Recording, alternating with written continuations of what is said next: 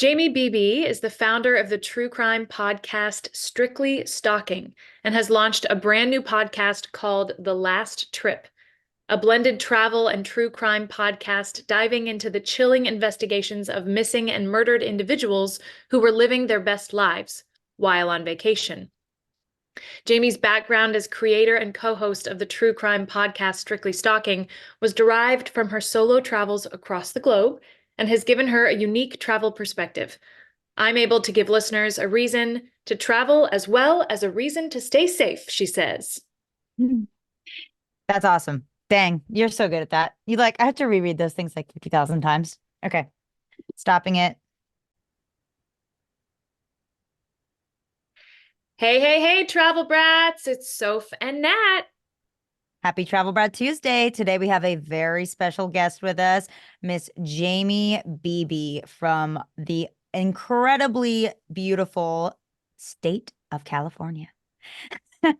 Hey, Jamie, how's it going? Good. Thanks so much. Yeah, we're super excited to have you on. And we've done an intro for you, but first I want to talk about you and just let us know a little bit about like where you grew up, where you're living now, which I already hinted at. And just all about Strictly Stalking, The Last Trip, and all your podcasting endeavors. Well, that's a lot. Okay. I'm a Midwestern girl. I grew up in the Midwest, Iowa, Wisconsin. I grew up mostly in Iowa. My parents live in Wisconsin now. And it's way too cold there for me. I left as soon as I graduated high school. Traveled a bunch throughout the United States with following bands. And, it's the 90s where like I think a lot of people followed. I hope a lot of people followed bands. I don't know, but I did. And then I, went to college, did all that, and then ended up in California with, basically no idea what I wanted to do with my life. I moved to California with a guy, and he was going to be a rock star. So I was going to manage his band. He's a chiropractor now, so it didn't work out. And so I just ended up like kind of going from like one career to the next. And then I landed in production. I met a guy and he was like, "Hey, you can run my production company." And I was like, "Perfect," except I've never even been on a set. I don't know anything about it. So I learned like really fast because Google has everything you could ever want to know on it. Magic. Yeah. And then from there, I started doing casting because being casting director is great. Everybody loves the casting director. Like you don't really have bad news. It's always like, if you're calling, it's usually good stuff. So people answer and they're like, "Hi," everyone's nice. So I did that for many years. I still do that. But then, COVID and the actor strikes and the writer strikes and all that for like the last 5 years, it's just been harder. So that's kind of when I got into podcasting, and I started with Strictly Stalking, and I launched it January of 2020, so like a month before lockdown. And it took off because the timing was great, and it's about stalking, and there's really no other podcasts that are about just stalking. A lot of true crime hits on it because a lot of people that are murdered are stalked first. So we want to kind of do it before that happens, talk about it like, because obviously not everyone that gets stalked gets murdered, although it does happen a lot, unfortunately. So yeah, we interview, I have a co-host, Jake Taptula, and we interview victims of stalkers. And it's crazy. Like everything I've learned on there is just like, sometimes I wonder how I can possibly still leave my house.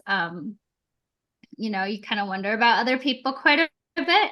Yeah. But yeah, that was my first podcast. And then I just in November released my second one called The Last Trip. And that's kind of like my little baby because I started traveling right after I launched the first podcast. I ended a horrible relationship. And so after that, I was like, I'm so free. And then I started traveling around the world solo. And I would, research where I was going to go because, what are you going to do and all that. And I would be like, and who has died here? And who is missing from here? And then I realized like how many people get murdered and go missing on vacation. And it's astronomical. Wow, that's It was crazy. just so interesting. And then I was like, well, I can't be the only one that finds this interesting. And that's kind of how how the last trip started. Yeah. Well, and how did Strictly Stalking start? Did you were always kind of interested in the stalker stories, or did you have a personal experience where you met a crazy on vacation or? No, so I wanted just to do like a murder podcast because I mean, everyone's like, oh, murder. And I called my co-host, or he's my co-host now, but I called my friend Jake because he's super into true crime, and I was like, oh, I want to do a podcast, but like everyone's doing, like every murder has been talked about online. Like there's not a murder out there that somebody hasn't covered. Yeah. So I was just feeling all, like, oh, I'll never be a podcaster. And he's extremely logical, where I'm like a little more, dramatic, we'll say. And he's Yeah. very logical. So he's like, well, no one's doing any podcasts about stalking. And I was like, I don't know anything about stalking. That's dumb. I hang up on him. But then like what always happens, is like, I was like, oh, well, that is kind of, how is there a whole crime I really don't know about? So I started researching it, and looking it up, and I was like, oh, wow, like this is a serious thing. Like this is happening. And then we just it just took off from there. And I didn't know anything about stalking, to be honest. I mean, other than like, oh, the Kardashians have a stalker this week, and I didn't think that much of it. Like I just didn't understand it. So I think that actually helped though, when we did the podcast, because neither of us really knew that much about it. And we kind of learned along with our listeners, all these years. Yeah, that's great. I mean, did you find when you started Strictly Stalking that it kind of made you more aware, I'm sure, but did it make you a little more just like nervous about, like more anxious at all in any circumstance? Yeah, I mean, especially being single, because a lot of people get stalked, intimate partner stalking, or you go on one date with a dude and you can't say no. And yeah, I mean, it definitely makes me more aware of things. I'm the type of person, I don't always think ahead on stuff. So I'll be like, I'm going here at 7 o'clock tonight. And I'll post it, for all these people I don't know that follow me on social media. Like, hey, if anyone wants to say hi, like, I don't think ahead, like, hey, maybe that's not the smartest idea. I'm sure we all have like creepers on our Instagram. Well, those people see that and they'll go and then they know where you are. So it's not always the smartest thing. I really just learned how to take, I guess, better care of myself as an Yeah. adult, as an adult woman. Yeah. And what's so funny to me is our timelines are so similar with the podcasting world where like you started this you said, was it February of 2020? January. January. Okay. Well, we started Travel Brats in February of 2020. And that's just so funny. And also, I mean, I don't know. Natalie was literally what you described. Like she's a traveling singer and actress. And so like theaters being closed down. I remember that was so stressful for you. Yeah. So I mean, it's just so funny how you can relate so well. But in the regard of travel, because all the stalking has not scared you out of travel, and all these last trip stories have not scared you out of travel. You do a lot of Somehow. travel. Yeah, a lot of solo travel. And we wanted to kind of ask about your favorite spots that you've been to. Yeah, Oh my tell gosh, us so if you many. can, Jamie. I know it's hard to narrow it down. If you could give us maybe 5 of your top places that you've been to. Okay. Let's see. Guatemala. I love Guatemala. Ooh. And I was so surprised that I loved it because I mean, the ticket was on sale, and I was like, oh, I guess I haven't been there. I'll just go type of thing, because Uh-huh. I'll literally go anywhere. Like, let's be honest, if it's a $200 ticket to some country I haven't been to. Of course, I'm going to check it out. Yeah. So I went there with like no intentions of falling in love with it. That's probably my top place. As solo travel, female travel in general. I loved it. I loved That's it. It was pretty wild. Yeah. amazing. Because My favorite. I've been once to Guatemala, but it was only for a tennis tournament. And like we stayed in a hotel and I don't know, it was just different. The guys walking down the street with machine guns. But then my husband did a mission trip there to like the mountains to like work with local people. And he said it was really cool. Yeah. So I guess, I was like, I need to go back there for like an actual vacation and experience it. Yeah, I mean, when I was there, I mean, I went by myself, and that's always a little bit scary, like traveling as a girl by yourself. I don't speak Spanish, so not the smartest. But I stayed, the hostels are phenomenal. The hostels are like 5-star hotels that you find for like $1,000 a night here. I mean, Wow. utterly beautiful pools, like everything you could imagine. And then it's the people, not just the people that live there, but also the people that are traveling there. I met so many solo women. Um, and I just made friends instantly with like all these amazing women from all over the world. Not very many Americans, which I kind of prefer sometimes, but a lot of like European women. And we ended up hiking for like 13 hours uphill up this active Wow. volcano. And spending the night on top of the volcano, which it was like 0 degrees out, -10. So like at the bottom, it's like Guatemala, it's warm, and then you hike literally 13 hours uphill. And I went with this group of women that I didn't know. We were almost all solo travelers, And by the end, we were all best friends. Like everybody cried at least once. It was really, really hard. I've never done anything so hard physically like that in my life, but it was interesting because it ended up being so hard, like mentally. I mean, we Oh, talked about men, finances, traveling, like anything you could possibly imagine. You get 10 girls together and you got to talk in those 13 hours. And then, all night long, we sat up, because it's too cold to sleep, but we sat there and we just watched the volcano explode. I mean, all night it just exploded right in front of us, right there. And I've never been that close to it. I mean, you could feel it like on the ground and you could hear it. And it was so loud, but it was like loud inside your body, not in your ears. Like it was the most intense experience I've probably ever had. Like it was life changing for sure. So wow. Guatemala is probably my number one. For sure. Wow. That's amazing. And how did you get together with that group of girls? Did you already know them or? No, it was just I signed up on a whim to be like, I'll climb a volcano, not realizing the intensity of it. I'm so glad I did. But I didn't realize they're like, we'll give you jackets and stuff. Like, it's like $50. You get to stay overnight on a volcano. I'm like, oh, okay, cool. No, it Wow. was like so cold. We had to have more than jackets and like it was the craziest experience ever. And it was all a bunch of just other women that happened to be around and just took the same like group tour. And we all happened to, I mean, there's a lot of single solo women in Guatemala traveling, or at least there was when I was there. I think it's kind of more common there. It's very safe. It's a very safe, you feel safe. I felt safe at night. I felt safe during the day. I felt safe walking around. They do have packs of wild dogs in some places. That's the only scary thing I found in Guatemala.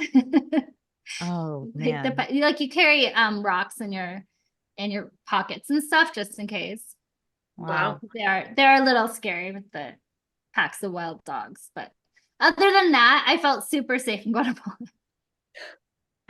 Pretty crazy. That sounds really fun. I feel like is it not a historical moment? I mean, does that volcano erupt a lot or? all the time.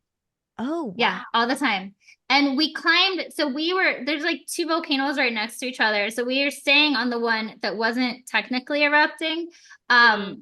But I think that it could have like come over to us. But then after we got there right before it got dark. We left early in the morning, got there. And then during the darkness, while it was like sleeting, it was so cold. I don't think I've ever been so cold. There was another 4-hour hike to get onto the actual volcano that was erupting with the lava. And they're like, yeah, if we just go like sit right here, like the lava probably won't hit us. And I was like, okay, I'm down. Of course, because what are the chances? Yeah. Um, Rather not. I'd rather not have lava hit me. I know. Well, I asked, I was like, well, are you sure that the lava can't get us? And they're like, well, you have to sign here because okay. But I did it anyway, and it was pretty cool. We couldn't really see much because there was like a storm coming in. So it was just a fucked up night. But sorry, but it was a crazy night, but definitely worth it. So Guatemala is my favorite for like life-changing times. Yeah. Um, yeah. And I really like Nicaragua. Um, I went there. I went to there's a little island in Lake Nicaragua, Ometepe Island. And it's just like this cute little island. And I just had a great time on it. I stayed at a chocolate factory, a vegan chocolate factory, a vegan sober chocolate Wow. factory. I don't know. Yum. It's really cool. And that was really fun, like traveling around in there. Cambodia. I love Cambodia. It's beautiful. The people are amazing in Cambodia. Gosh, trying to narrow all my places. I love Hawaii. I'm a Maui girl for Ooh. sure. Mm. Maui's wonderful. Yeah. When you were talking Anywhere in about Asia. Hawaii, anywhere in Asia, it's funny. Anywhere in Asia.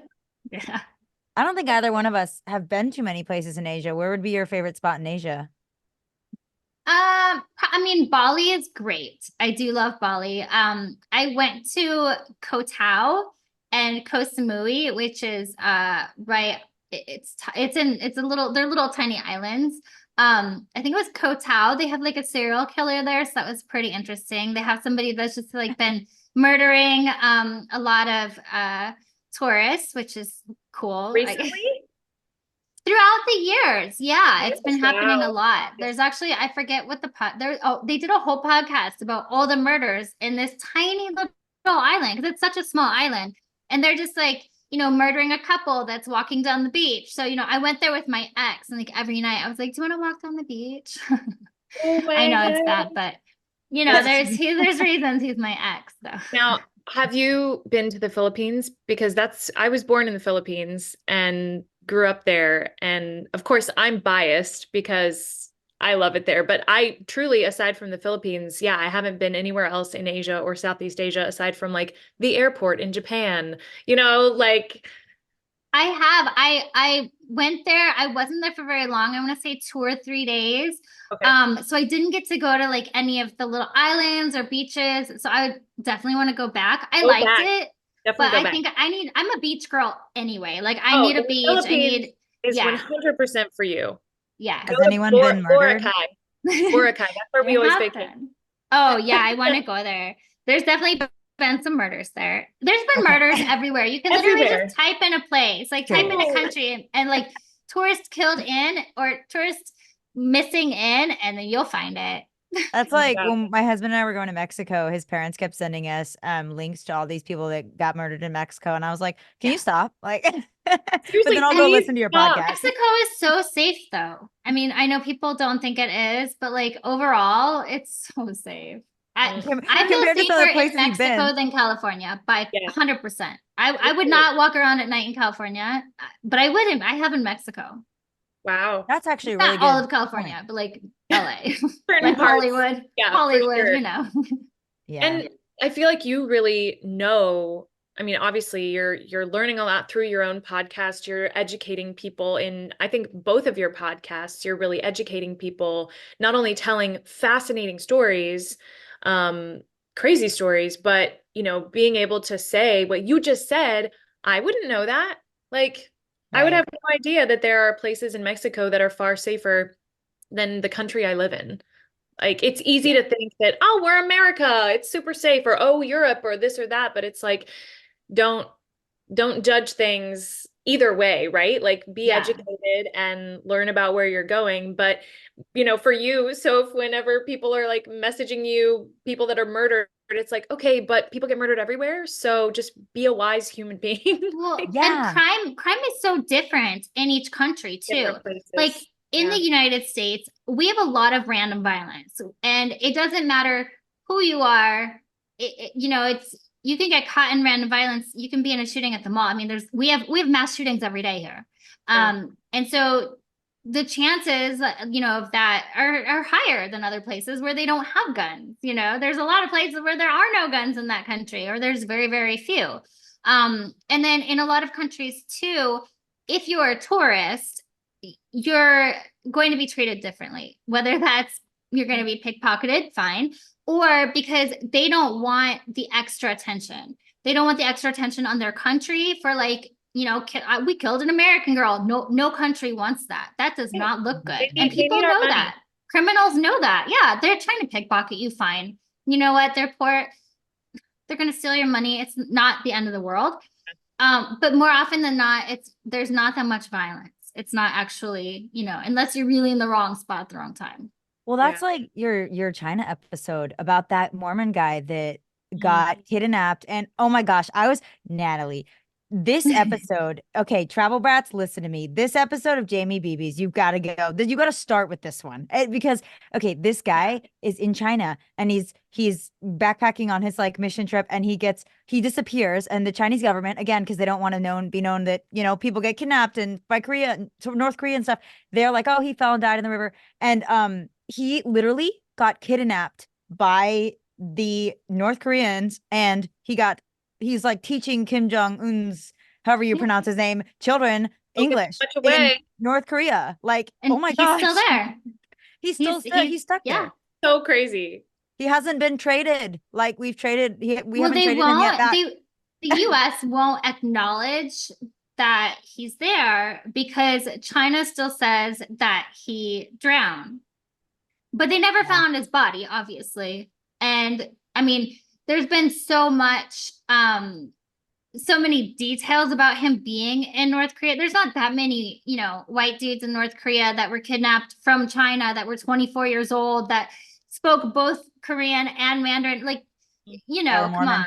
And Mormon, like, and they've given him a new name. They know where he lives in North Korea. They know who his wife is. He has 2 kids. Like, come on, That's crazy. But yeah, I mean, I hope that the family at some point can get the government to take a look and be like, oh yeah, actually that did happen. Sorry, Yeah. But how insightful. Like, who would have ever thought that, oh, people are being kidnapped by North Korea? Like, I didn't even know that until until you told me. You didn't even know that on your podcast. I had no idea. Like, I feel like I'm pretty in the crime scene, Yeah. Yeah. But no, I mean, North Korea has been kidnapping people all over the world for 50, 60 years minimum, and that's just what they admitted to. Like, they admitted to it fully in 2002. Not fully. They're like, oh yeah, we kidnapped like a few people. Sorry, here's 5 of them back, But really, and then when the people came back, they're like, no, actually, this is what's happening. There's no reason to lie. And they knew names. They knew, how is somebody that was kidnapped from Japan and then released going to know the name of somebody that was kidnapped from Thailand or from Rome, So it's pretty obvious to me that, they're telling the truth. It's crazy. I had no idea the numbers of people that have been kidnapped and live in Korea. And I get it. It's like politics, but it's crazy. Yeah, but wow. It's just, so anyway, back to Natalie's point. It's so insightful. I want to turn real quick and mention, when you talked about Hawaii, what are your favorite islands in Hawaii? Because I love Hawaii. It's awesome. Maui. I love Maui. I've spent a lot of time in Maui, and I think the reason, one of my best friends lives in Maui, so I always have a place to go. And I used to be in this terrible relationship with this awful person. Can't stress that enough. For many years. And so every time, I would like catch him cheating, like all the shitty things that he did. I would just head over to the airport. I'd call my girlfriend. I'm like, I'll be there in 5 hours, and I'd stay in Maui for a month. And so Maui, but I always feel like Maui has just been really healing. Like, it's such a healing place for me. Just on the beach, my best friend, living in a bikini all day with her. And I love Maui. It's beautiful. There's so much to do. Well, speaking of the volcano, one of the big island volcanoes was erupting when I was there. So with Guatemala, you reminded me of that. But that was like, I mean, it was really cool, but it was tragic. I mean, there were a bunch of houses that were covered and people definitely evacuated. They had emergency evacuation, but it was so cool to see. We took a helicopter ride and got to ride like above it. But I mean, to be on the ground when it's happening like you were, I think that would be incredible. You like you're right. You feel it because of the vibration. I keep thinking of that. I never would have known that feeling existed until I went there, I guess. Like, that's the best way I can put it, I felt changed by the time I came off of that hike. And the hike itself, you're doing this hike with strangers. Eventually, like, we all cried. It was hard and it was cold and it kind of sucked. Like, but then once you did it, it was like, wow, I did it. Like, that's insane. Right. No, that's amazing. It's like, I keep picturing Lord of the Rings, Mount Doom. You're like to me, you're in my mental picture right now. You're like walking up this giant volcano. Like, are we going to get lava on us? Yeah, pretty much. I mean, I will say the smartest thing I did And I totally went again. Like usually I'm kind of like, I'll go with the flow type of thing, but you can hire somebody to carry your backpack up the A trail, caddy. up the mountain. So, and it's like $5 or something because it's very cheap there, you know? That's And Yeah. normally I don't want to do stuff like that because like, oh, I can do it. I don't want to take advantage of whatever. First of all, these guys that were going, and I was struggling the entire way up. They're in like flip-flops and like they're carrying my backpack. They're waiting at like, what? yeah, they were just like, do, do, do. I mean, they do it all day. That's what they just go up and Wow. down carrying people's stuff. Wow. But I hired a guy, and then the other girls were kind of like, yeah, I'm gonna do that too. And then there were two guys on our whole trip, like on our whole hike, and they were like, no, carry my backpack. They fully regretted it. It's a long hike, and you have to carry all your stuff for overnight that they give you too, and the food, everything pack in, pack out. It was a lot. So if anyone ever does that, have someone carry a backpack. No And shame. I tipped him. No I shame. tipped him a lot because I felt really Yeah. bad, even though like he didn't even break a sweat. And he kept holding the water bottle out. He's like, here, miss. So I'm like, sweet. yeah, I need the water bottle. Hashtag locals. Yeah, They're just yeah. marching up. Now, wait, that must have been high elevation. And was it winter Yeah. or was it No, winter? it was October. I think it was October. Okay. But it was so cold because the elevation was so high. So it was like, shorts and tank top at the bottom, and then it was -10 at the top. It was crazy. Right. Yeah. That's, Wild. oh man. Anyway. Well, okay. I want to transition a little bit. I want to talk about hots and knots because on Travel Brats, we have a big hots and knots category where we are like very honest about stuff. Okay, I went here or I had this food or whatever, and it was not great or it was hot. So and I want to twist that a little bit. I know that since you're a huge solo traveler, you probably have some hot knots, places, experiences. What come to mind on top? Okay, so definitely for hot Guatemala. Just as a female solo traveler, 100%. It was the safest I've probably ever felt traveling. And I don't even speak Spanish, although I feel like they speak like with less of an accent or slower there. So I can kind of understand it, but that's probably the easiest time I had understanding Spanish as well. So Guatemala, hands down, anyone and everyone should go there. It's so safe. I mean, anything bad can happen anywhere, so it's not like 100% safe, but I felt very safe there. The knot would definitely be my dog. Colombia. I did not feel safe there. Unfortunately. I would definitely go back, but not alone. And it's a scarier place by far. They have a lot more crime there. Yeah. And they don't care as much like if they kill a tourist. Right. Wow. Yeah. So is it there? And there's been a lot of Americans and, other countries, a lot of foreigners, a lot of tourists have been getting murdered in Colombia right now. Wow. Like yeah, that's good more to than know. a few just this month so far. Thanks. Wow. Did you ever have a desire to learn Spanish since you're such a like South American traveling girl? I've tried so many times and I can understand it and I can kind of speak it very, very slowly, but people just like they laugh at me. I have such a hard time with another language. Like I try so hard and but I can understand it enough to know if I'm in a bad situation or not. Yeah. Like I can tell when people are talking about me, like I can pick up on certain words because like especially when you're traveling, like men, you'll hear things and you're like, okay, well, I need to like make sure, like I need to remove myself from the situation because they'll think, especially they'll know, like, oh, she doesn't speak Spanish, it's fine. They'll start talking about you, and then it's human nature. And then you can hear like, oh, this is what they plan on doing. I'm gonna go. Oh, BRB. Never, not just kidding. Yeah. Well, no, Colombia is definitely scary. And they have some scary drugs there that like until I went there, I thought that some of the drugs I thought it was all like legends, like myths, like the devil's breath that can absorb through your skin, or you can, just sprinkle it on your food and like you die, and that's very real.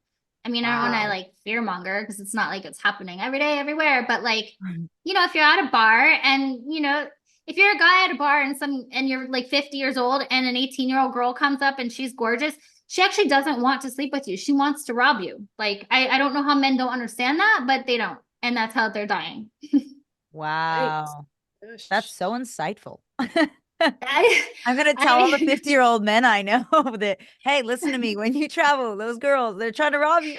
I mean it, but it's kind of true. You know, you're Yeah. not like, you're not, you haven't just turned amazing because you left the country and these gorgeous 18-year-olds want to sleep with you, you Yeah. know, like just to Okay. be Because you realistic. brought that up, I Yeah. don't know if either one of you guys have seen the Netflix series. Jamie, you would love it. It's called The Serpent. Oh Oh, yeah. Have you I seen that? have. It came out a little while ago, didn't it? Oh, it was a while ago, but I like binge watched it. I Yeah. thought it was so crazy. It was about that guy that steals diamonds, or not steals diamonds, sells gems, and he kidnapped all these tourists in Thailand. And he had Yeah. this like accomplice, that Canadian girl. But anyway, guys, Travel Brats, if that's, or Natalie, anybody, if that is something you haven't heard of, you should go check it out. I love it. But yeah. Have you, okay, I have to ask this question because I just am always thinking about food. Is there like a place that you really enjoy the food the most? Oh, Bali. Really? Definitely Bali and Thailand. Bali and Thailand. Well, I'm mm, vegan, and so it is a little bit harder, although I have and will eat meat in other countries because it's a different yeah. it's not as processed and the Yeah. animals are treated differently. So I don't have as much problem with it in other countries, but everything is just so fresh. And I mean, they'll Mm, just, it's all these fruits and vegetables and they just put them together and it tastes amazing and yeah. awesome. And yeah, the food over there is my favorite by far. So good. Yum. Yum. That sounds great. I love Thai food, so I believe Oh that. yeah. Oh, And it's sure. different. The Thai food in Thailand is not the Thai food that we have here. I But hope it's not. way better. It's way better. It's way, way better. Oh, cool. Well, Jamie, thank you so much for coming on with us. We can't wait So to, much.